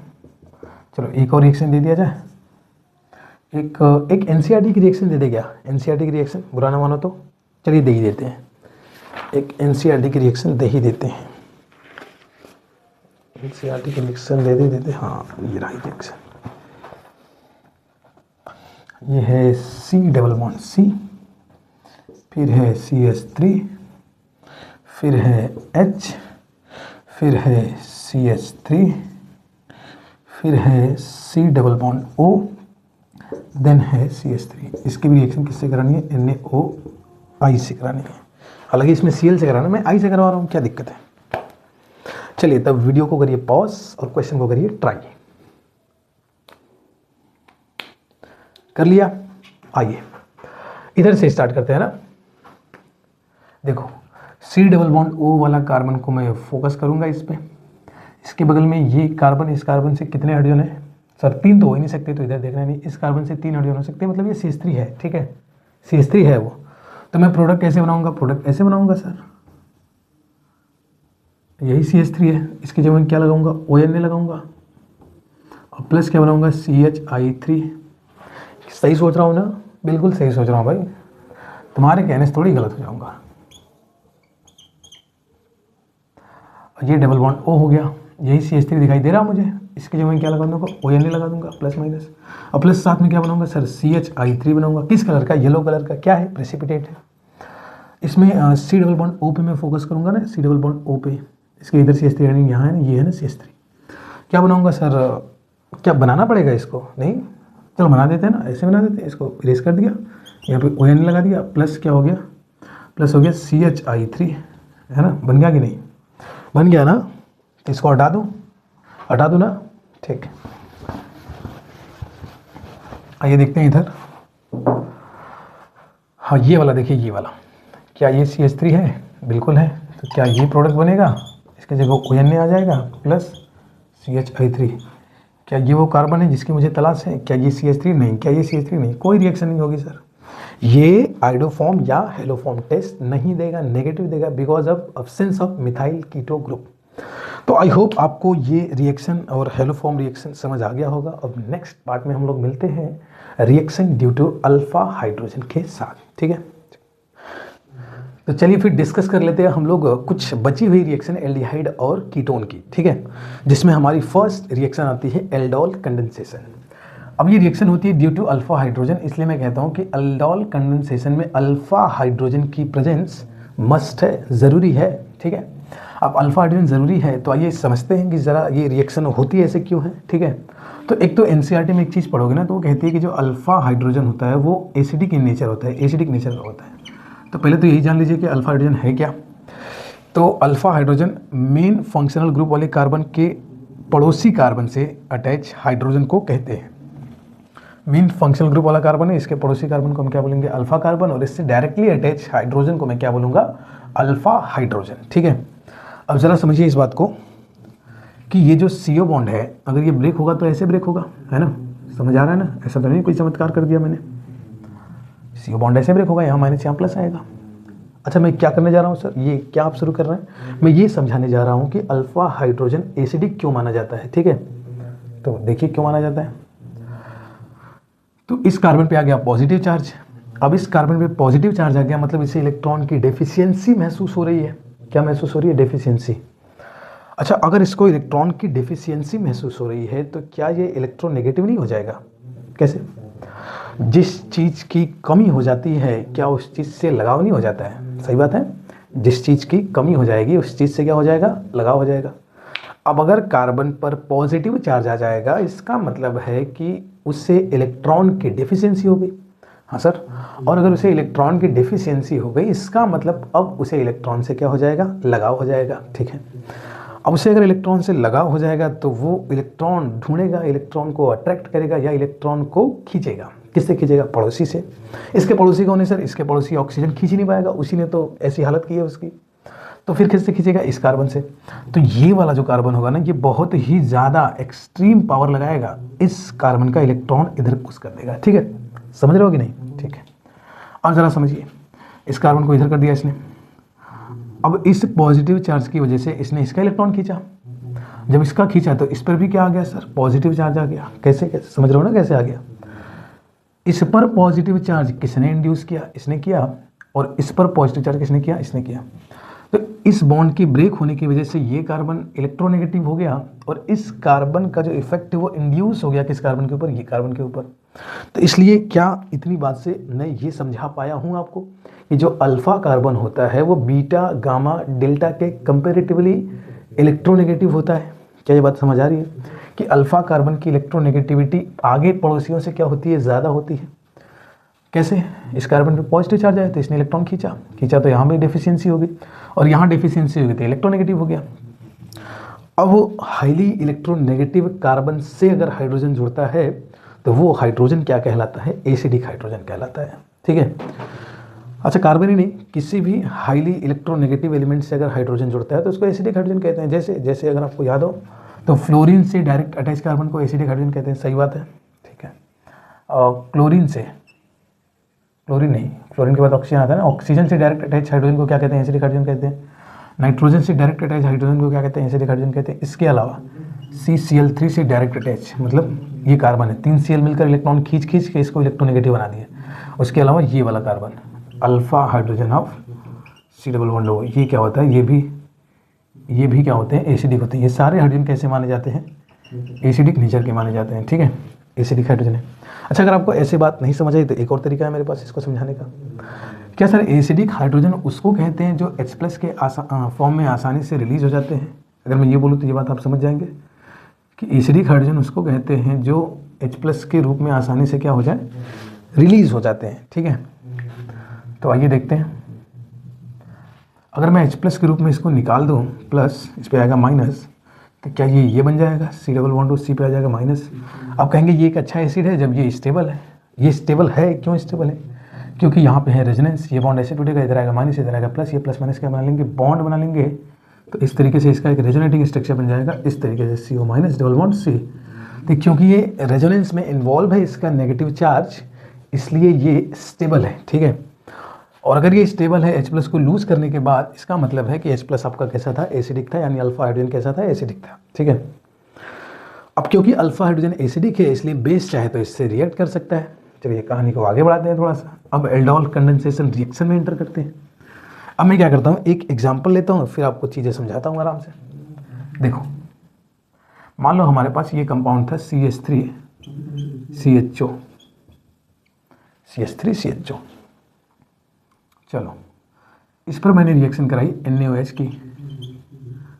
अच्छा, NaOH कैसा लेना है? डाइल्यूट लेना है, ध्यान रखना है, डाइल्यूट NaOH लेना है। ठीक है, अच्छा डाइल्यूट NaOH लिया, मैंने रिएक्शन करा। अभी मैंने कहा अल्फा हाइड्रोजन, इस वाले हाइड्रोजन को बोलेंगे और ये एसिडिक नेचर का है, तो ये बेस का OH- यहाँ से H+ क्या करेगा? निकालेगा। कैसे निकालेगा? इस तरह से कर लें इसको, अगर आपको एतराज़ ना हो तो ऐसे कर लें। अब ये OH- आएगा, कहाँ से आएगा सर? बेस से आएगा और इस H+ को लेके निकल जाएगा। कैसे निकलेगा? ये बॉन्ड ऐसे तोड़ देंगे, यहाँ माइनस, यहाँ पे प्लस। इस तरीके से फॉर्मेशन किसका हो जाएगा? बाहर क्या हो गया सर? बाहर हो गया यहाँ से वाटर। फॉर्मेशन किसका हुआ? CH2 पे आ गया माइनस और C+O और ये हो गया यहाँ पे H। क्या कोई तकलीफ है किसी को? नहीं, होनी भी नहीं चाहिए। मैं इंटरमीडिएट बना रहा हूँ, वैसे तो रिएक्शन में डायरेक्ट प्रोडक्ट बना होता है, मैंने इंटरमीडिएट बनाया। तो इंटरमीडिएट जब भी बनाते हैं इसको ऐसे करते थे दिखाने के लिए कि ये मेन प्रोडक्ट अभी नहीं बनाया। अब पता है क्या करेगा? ये फिर से इस कार्बोनाइल कार्बन के ऊपर अटैक कर देगा। किसके ऊपर? ये जो दूसरा मॉलिक्यूल है इसका। सर कहोगे दूसरा कहाँ है? तो आप कई बार ये बात बता चुके हैं कि अगर आप कंटेनर के अंदर रिएक्शन करा रहे हैं तो millions and billions of molecule है, तो ये दूसरे मॉलिक्यूल के ऊपर अटैक करेगा। कैसे अटैक करेगा? इस बॉन्ड को ऐसे तोड़ दीजिए, माइनस और ये प्लस। अब ये CH2- किसके साथ बॉन्ड बना लेगा? इस कार्बन के साथ। तो ध्यान से देखिए, CH3C। अब इस कार्बन से बॉन्ड कौन बना लेगा? CH2। ठीक, CH2 से क्या लगा है? C और CHO को कर दें, इसको CHO कर दें। ठीक है, इस C से क्या लगा है? O-। अच्छा, O के ऊपर अगर माइनस हो और सोल्यूशन के अंदर वाटर प्रेजेंट हो, वाटर रिलीज हुआ यहाँ से, वाटर होता भी है वैसे सॉल्वेंट में, रिलीज भी हुआ है यहाँ से, तो ये वाटर से प्रोटॉन एक्सेप्ट करके क्या बना लेगा OH। O माइनस वाटर से प्रोटॉन एक्सेप्ट करके क्या बना लेगा OH। अब ये देखो, ये है एल्डिहाइड और ये है एल्कोहल। एल्डिहाइड मतलब ALD, एल्कोहल मतलब ऑल, इसलिए इसका नाम क्या पड़ा है, एल्डोल। क्या नाम पड़ा है, एल्डोल। अब असल में इसका नाम क्या है, असल में इसका नाम बता देते क्या है। सर OH और एल्डिहाइड में प्रायोरिटी किसकी ज़्यादा है, एल्डिहाइड की, ऑब्वियस सी बात है, कार्बन कंटेनिंग फंक्शनल ग्रुप है, तो काउंटिंग आप यहाँ से करोगे। एक तो आज PC नेम में बताता हूँ इसका क्या है, 1 2 3 4, तो इसका नाम है 3 हाइड्रोक्सी ब्यूटेनल। क्या नाम है सर, 3 हाइड्रोक्सी ब्यूटेनल। या इसके अलावा इसका एक और नाम होता है, ये मेन कार्बन के पड़ोसी कार्बन को सर क्या कहते हैं, अल्फा कार्बन, इसके पड़ोसी को बीटा। तो 3 के अलावा एक और नाम रख सकते हैं, beta hydroxy butanal, beta hydroxy butanal, ठीक है। इसी को मैं क्या बोलता हूँ, एल्डोल बोलता हूँ। अब इसको अगर थोड़ा सा हीट कर दिया जाता है तो ये वाटर लूज कर देता है। कैसे वाटर लूज करता है, तो इस बार ये अल्फा से निकालता है H और बीटा से निकालता है OH। क्या बोला मैंने, अल्फा से निकालता है H और बीटा से क्या निकालता है OH। आइए निकाल देते हैं, अल्फा से निकाल दिया H, बीटा से निकल गया OH, तो ये बन गया double bond CH, single bond और CHO। यहाँ पे मैं कुछ भूल रहा हूँ क्या, CH3C, हाँ C से एक H लगा हुआ था ना, ये बोल रहा था, तो ये H लगा रहेगा तो CH बन जाएगा, ठीक है। तो ये पता होगा, फाइनल प्रोडक्ट ऐसे ही बनाते थे। अब ये डायरेक्ट कैसे करते बता देते, ये पूरा मैकेनिज्म था ना इसका, इस तरीके से होता है। समझ आया तो अच्छी बात, नहीं समझा कोई बात नहीं, हम डायरेक्ट तरीका भी सीखेंगे ना, मगर ये थोड़ा सा अगर आप अंडरस्टैंडिंग रखेंगे तो चीज़ें आपको समझ आएगी कि बेस करता क्या है। जो डाइल्यूट NaOH है वो करता क्या है, वो अल्फा हाइड्रोजन को पहले निकाल देता है, जिससे यहाँ पे कार्बन आयन बनता है। ये कार्बन आयन दूसरे कार्बोनाइल कार्बन के ऊपर क्या करता है, अटैक कर देता है। कैसे करता है, ठीक से देख लीजिए और 2-3 क्वेश्चन आप ट्राई कर लीजिएगा। चलो मैं 1-2 क्वेश्चन दे ही देता हूँ ना, ताकि आपको तसल्ली हो जाए। वो क्वेश्चन जो दूंगा मैं पूरा ऐसे बनाएंगे आप, ठीक है। तो चलिए 1-2 क्या, मैं 1 दे देता हूँ अपनी तसल्ली के लिए, पॉज करिएगा और ट्राई करिएगा। एक मैं कीटोन देता हूँ, ठीक है, और ज़रूर करिएगा ना, कम से कम खुद के साथ तो इतने ईमानदार तो रहना ही चाहिए भाई। और मैं इसकी रिएक्शन करा रहा हूँ डाइल्यूट NaOH के साथ, डाइल्यूट NaOH के साथ मैंने यहाँ से शुरू किया है। बाकी आपको करना क्या, एक इंटरमीडिएट यहाँ पे बनाना है, फिर प्रोडक्ट बनाना है, फिर आपको हीट करके अगला फाइनल प्रोडक्ट बनाना है, ठीक है। पहले एल्डोल बनाएंगे, फिर देन इनल बनाएंगे। यहाँ पर इनल तो नहीं बनेगा, यहाँ पर इनोन बनेगा, क्योंकि ओन है ना, ठीक है। चलिए पॉज करिए, ट्राई करिए। हो गया, चलिए आइए देखते हैं। तो क्या किया होगा आपने, सबसे पहले इसको, आपने इसको किया, कोई बात नहीं, मैं इसको कर रहा हूँ। चलो मैं भी इसको ही कर देता हूँ, पता चलो वो वाले नाराज हो जाएंगे जो इसको किए थे, कोई बात नहीं। हाँ, तो OH माइनस आया होगा और इस H प्लस से हाथ मिलाया होगा। ये H प्लस बना कैसे होगा, ऐसे, यहाँ पे माइनस आया होगा, तो क्या बना होगा सर, यहाँ पे ये बना होगा C double bond O CH2 minus, ठीक है सर, ये तो बना लिया हमने। इसके बाद आपको ये बनाना था, ये किसके ऊपर अटैक करेगा, इसके ऊपर अटैक करेगा। ये अब तोड़ोगे, यहाँ माइनस यहाँ प्लस। अब क्या बनाओगे सर, CH3 C, O के ऊपर क्या है सर, माइनस है। सर माइनस तो नहीं रहेगा, वो वाटर से प्रोटॉन गेन कर लेगा OH, ठीक है ठीक है ठीक है ठीक है। और CH3 लगाया सर, इससे एक CH3 लगा देते हैं। और कौन बॉन्ड बनेगा सर, इससे CH2 बॉन्ड बनेगा। और आगे क्या बनेगा sir, C double bond O बनेगा। और क्या बनेगा सर, CH3 बनेगा। ये क्या है, ये कीटल है, क्या है, कीटोल है ना, एल्डोल, ये कीटोल है। कीटोल कैसे है, ये कीटोन है और ये ऑल है, ठीक है। फिर क्या किया होगा सर, फिर इसको हीट किया गया होगा। फिर क्या करना सर, अल्फा से OH, नहीं नहीं नहीं, इस बार अल्फा से H और बीटा से OH, किसके रिस्पेक्ट में अल्फा, तो ये कार्बन है ना मेन कार्बन, फंक्शनल ग्रुप, जो मेन फंक्शनल ग्रुप वाला कार्बन, ये मेन कार्बन क्या, ये अल्फा है ना, मतलब ये मेन कार्बन हो गया, इसका पड़ोसी ये अल्फा, इधर नहीं, इधर वाला अल्फा लेना है ना OH, तो ये अल्फा हो गया, ये बीटा, क्योंकि इधर अल्फा लेंगे तो बीटा नहीं मिलेगा ना, जिधर अल्फा लेंगे उधर ही बीटा लेना आपको। तो ये अल्फा हो गया, ये बीटा हो गया, इधर अल्फा और इधर बीटा लेते। और डबल बॉन्ड कैसे बनाते, अल्फा और बीटा के बीच में डबल बॉन्ड भी तो बनना चाहिए। तो अल्फा बीटा लिया, अल्फा से निकाला H और बीटा से निकाला OH, तो क्या बना प्रोडक्ट सर, ये बनता नजर आ रहा है, CH3 double bond CH single bond CO CH3। क्या ये बात आपको समझ आई है? अगर आप इस तरीके से दोनों स्टेप की रिएक्शन आप लिख पा रहे हैं तो इसका मतलब आपने कॉन्सेप्चुअल समझ डेवलप कर ली है इस कॉन्सेप्ट में। अब आप डायरेक्ट आंसर भी लिख सकते हैं, ठीक है। हटा दे इसको, हटा दीजिए सर। सर डायरेक्ट आंसर कैसे लिखते हैं इसका, क्या पता है आपको? अगर डायरेक्ट आंसर लिखना होता तो लिख लेते हैं। सर लिखवाया तो था एक बार। डायरेक्ट कैसे करते हैं, फर्स्ट स्टेप में लिखते हैं डाइल्यूट NaOH, और सेकंड स्टेप में क्या कर देते हैं, हीट कर देते हैं। और डायरेक्ट कैसे लिखते हैं सर, इसको 2 बार कॉपी करते हैं, CH3 3CH3 है ना, वो हटा के 2 बार कॉपी करते हैं। कर दिया। अब हम क्या करते हैं, एक का O लगे रहने देते हैं, ठीक है, लगे रहने दो। दूसरे का जो O है वो हटा देते हैं, क्योंकि 2 बॉन्ड कौन पड़ गया, 2 बॉन्ड बनाएगा। 2 बॉन्ड किसके साथ बनाएगा, तो इसके अल्फा के साथ बनाएगा। अगर 2 बनाएगा तो यहाँ से 2 H भी तो हटाना पड़ेगा, 2 बनाएगा तो यहाँ से H भी तो हटाना पड़ेगा 2, तो यहाँ से 2 H गायब कर देते हैं सर, CH3 से CH हो जाएगा, और इसमें क्या आ जाएगा, डबल बॉन्ड आ जाएगा डायरेक्ट। क्या ये डबल बॉन्ड इसके साथ भी बना सकते थे, बिल्कुल बना सकते थे, फ्री हो आप, जिसके साथ चाहो उसके साथ बना दो, ठीक है। हाँ, अल्फा के ही साथ बनाएगा, ऐसा नहीं कि बीटा के साथ बना दिया, हमारा मन कर रहा था, नहीं, अल्फा के साथ ही बनाएंगे, ठीक है। बात समझ आई, कोई दिक्कत नहीं ना। तो ये थी हमारी एल्डोल कंडेंसेशन, ठीक है, एल्डोल कंडेंसेशन। अब इसमें एक इंपॉर्टेंट क्वेश्चन ये कहता है, क्या कहता है, हटा दें इसको, ठीक है।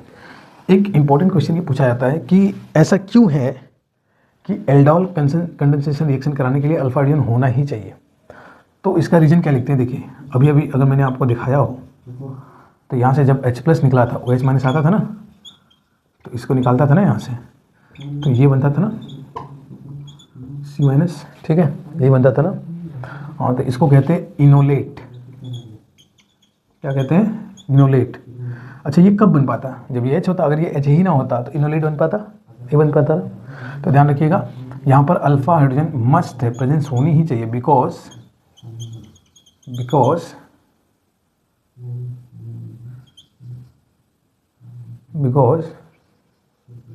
इनोलेट आयन, या इनोलेट लिख देंगे तो भी चलेगा, is formed during the reaction. क्योंकि इनोलेट आयन बनता है रिएक्शन के दौरान, और इनोलेट आयन का बनना तभी पॉसिबल है जब यहाँ पर क्या हो, अल्फा हाइड्रोजन हो, ठीक है। तो चलिए फिर नेक्स्ट हम लोग चलते हैं कैनिज़ारो रिएक्शन की तरफ, इसको हटा देते हैं, ये हो गया, आसान था, कोई मुश्किल नहीं था, है ना। बाकी तो क्वेश्चन करेंगे तो समझ आ ही जाएगा कहाँ कितने पानी में हम लोग हैं। कैनिज़ारो रिएक्शन देखो बहुत सिंपल है, इसमें क्या करना है, पहली बात तो ध्यान रखना है कि सिर्फ और सिर्फ एल्डिहाइड ये रिएक्शन देते हैं, केवल एल्डिहाइड ही देते हैं, है ना। क्या कीटोन भी इस रिएक्शन को देते हैं, तो कीटोन इस रिएक्शन को नहीं देते हैं। तीसरी बात, अल्फा हाइड्रोजन की अब्सेंस यहाँ पर रिक्वायर्ड है, मस्ट है। अल्फा हाइड्रोजन की अब्सेंस मस्ट से मतलब अल्फा हाइड्रोजन होना ही नहीं चाहिए, अल्फा हाइड्रोजन नहीं होना चाहिए, किसी भी कीमत में नहीं होना चाहिए। अगर अल्फा हाइड्रोजन है तो जान जाइए कैनिज़ारो रिएक्शन नहीं होगी। अब एक चीज़ समझिए जरा, अल्फा हाइड्रोजन है तो रिएक्शन एल्डोल होती है, और नहीं है तो रिएक्शन कैनिज़ारो होती है। क्या बोला, है तो क्या होती है, एल्डोल, नहीं है तो क्या होती है, कैनिज़ारो। सर और कोई सिमिलरिटी है क्या, हाँ सिमिलरिटी है, दोनों में ही रिएक्शन को बेस से कराते हैं और साथ में क्या करते हैं, हीट करते हैं। फिर से बोलो, क्या करते हैं, बेस से रिएक्शन कराते हैं और क्या करते हैं, हीट करते हैं। एक छोटा सा फर्क और होता है, एल्डोल कंडेंसेशन में जो बेस होता है वो डाइल्यूट होता है, जबकि कैनिज़ारो रिएक्शन में जो बेस होता है वो कंसनट्रेटेड होता है, ठीक है। तो अगर आपको एल्डिहाइड कीटोन या कार्बोक्सिलिक एसिड चैप्टर के अंदर कहीं पे भी रिएक्शन में रिएजेंट आपको NaOH दिखाई दे रहा है तो आपके कान तुरंत खड़े हो जाने चाहिए। डाइल्यूट की बात करें तो तुरंत एल्डोल ख्याल में आना चाहिए, और अगर कंसनट्रेटेड की बात करें तो तुरंत ख्याल में क्या आना चाहिए, कैनिज़ारो आना चाहिए, ठीक है।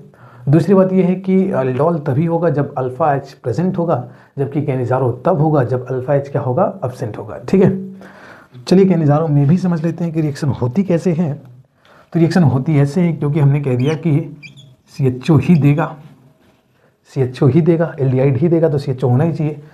तो होता क्या है कि जब इसकी रिएक्शन आप एक कंसनट्रेटेड बेस के साथ कराते हो NaOH और साथ में हीट कर देते हो, वैसे ऐसे लिखा नहीं जाता, फर्स्ट सेकंड स्टेप में नहीं होता है, एक ही बार में हम करते हैं NaOH के साथ, या KOH भी ले सकते थे, और हीट करते हैं तो एक ही मॉलिक्यूल ऑक्सीडाइज हो जाता है, और यही मॉलिक्यूल क्या हो जाता है, रिड्यूस हो जाता है। तो जो CHO है आपका, यही CH2OH में कन्वर्ट हो जाएगा, और यही COONA में कन्वर्ट हो जाएगा। बाकी पीछे क्या लगा है, इससे हमें कोई लेना देना नहीं है। हाँ, एक चीज़ से लेना देना है कि पीछे जो भी लगा रहे हैं उससे हाइड्रोजन अटैच नहीं होना चाहिए। क्या बोला मैंने, पीछे जो भी लगा रहे हैं उससे हाइड्रोजन अटैच नहीं होना चाहिए। क्यों सर, हाइड्रोजन अटैच हो जाएगा तो एल्डोल रिएक्शन हो जाएगी ना, एल्डोल कंडेंसेशन, ठीक है। तो मैं एग्जाम्पल की बात कर लूँ, लीजिए सर, जैसे ये है HCHO, अब खुद बताइए अगर हम इसकी रिएक्शन कंसनट्रेटेड NaOH से कराया साथ में हीट तो क्या बनेगा बताइए। या फिर बेंजल्डिहाइड की रिएक्शन अगर मैं करा दूँ सेम रिएजेंट से तो क्या बनेगा बताइए।